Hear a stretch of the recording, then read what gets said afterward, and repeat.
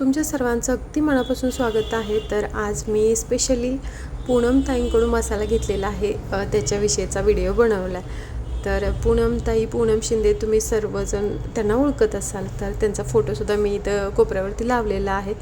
तर बऱ्याच कमेंट्स मी त्यांचे व्हिडिओ बघत असते, बऱ्याच कमेंट्स होत्या की मसाला एकदम छान आहे, क्वालिटी पण चांगली आहे आणि विशेष म्हणजे त्या मिरच्या वगैरे देठ काढून मसाला बनवतात असं मी ऐकलं होतं. म्हणून म्हटलं आपण एकदा घेऊन बघावा. सो मी ऑर्डर केलं आहे आणि आत्ता फायनली इथं केरलामध्ये ते पार्सल पोचलं आहे सुद्धा. आणि आता मी ते फोडून बघणार आहे, म्हणजे उत्सुकता भरपूर आहे कसं आहे काय आहे, किंवा त्याच्यापासून करी कशी बनणार, कशी टेस्ट आहे हे सगळं बघण्यासाठी आतुर आहे. बट आता हे मी जे पार्सल आहे ना ते ओपन करते आणि नंतर तुम्हाला दाखवते. तर मी इथं ना मसाला झणझणीत जो काळा मसाला आहे ना तो मी 1 किलो घेतला आहे आणि चटणी म्हणजे आपली लाल मिरच्याची पावडर ती 1 किलो घेतलेली आहे.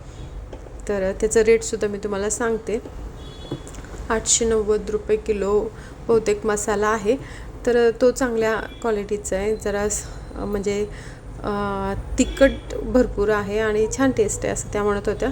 म्हटलं की तो घेऊन बघूया. नंतर दुसरा पण होता त्यांच्याकडे 500 रुपये किलोचा. तर त्यांनी मला सांगितलेले दोन्ही मसाल्याची टेस्ट छान आहे, पण हा जो आहे तो जास्त स्ट्रॉंग आहे. त्यामुळे म्हटलं की स्ट्रॉंग पहिल्यांदा घेऊन बघावा. त्यासाठी मी स्ट्रॉंग घेतला आहे आणि नंतर मी तोसुद्धा ऑर्डर करणार आहे. तर पॅकिंग वगैरे एकदम मस्त केलेली आहे त्यांनी, तुम्ही इथे बघू शकता. तुमच्यासमोरच सगळं काही मी ओपन करते.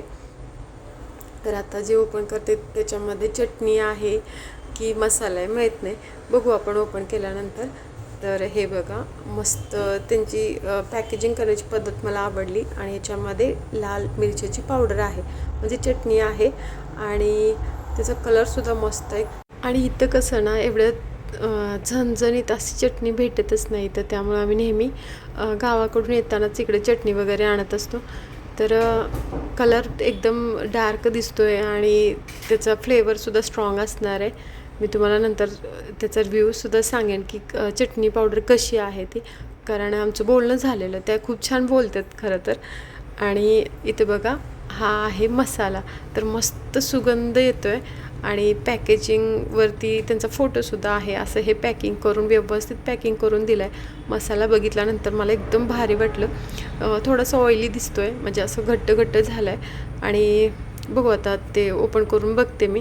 त्याचा वास पण एकदम मस्त येतो आहे आणि ओपन करताना असं वाटतं की स्ट्रॉंग फ्लेवर असणारच याचा, कारण मसाल्याचा एकदम स्ट्रॉंग स्मेल येतो आहे. आणि ओपन केल्यानंतर ना मला पूर्वीची आठवण आली. म्हणजे पूर्वी गावी ना मी लहान असताना नेहमीच ज्यावेळेस आई मसाला बनवायची त्यावेळेस लगेचच ताजा मसाला असला की भाकरी आणि मसाला, म्हणजे आम्ही त्याला काळं तिखट म्हणायचो, तर तेल टाकून खायची पद्धत होती आमच्याकडे. म्हणजे आम्हाला आवडायचं खरं. ताजा मसाल्याची टेस्ट वेगळीच असते. तुम्ही कधी खाल्लं नसेल तर नक्की खाऊन बघा. तर हे बघा असं हे झालेलं आहे आता, पण एकदम मस्त कलर पण आहे आणि वास तर एकदम मस्त येतो आहे. म्हणजे मसाल्याचा जास्त फ्लेवर आहे असं वाटतं. बघू आता मी लगेचच खाऊन पण बघणार आहे. म्हणजे आणि त्यांच्याकडे अजून भरपूर काही होतं, सांडगे वगैरे भेटत होते. तर म्हटलं अगोदर हे बघावं कसं भेटतं किंवा किती दिवसात पोचते वगैरे. ऑर्डर केल्यानंतर लगेचच भेटलंसुद्धा, फास्ट डिलेवरी पण झाली. आणि त्यांना ज्यावेळेस मी कॉलवरती बोलली ना एकदम मस्त फ्रेंडली बोलल्या, म्हणजे असं वाटलंच नाही की नवीन व्यक्तीबरोबर बोलते. मस्त मला त्यांचा स्वभाव पण आवडला, बोलण्याची पद्धत पण. आणि त्यांनी जे मसाल्याचं आता सुरू केला बिझनेस त्यांचा, तर तो पण सुपर हिट चालणार असं वाटतं, कारण की मला जर भेटलेला आहे ना तो एकदम मस्त आहे. तर आता ह्याच्यापासून मी करी बनवणार आहे.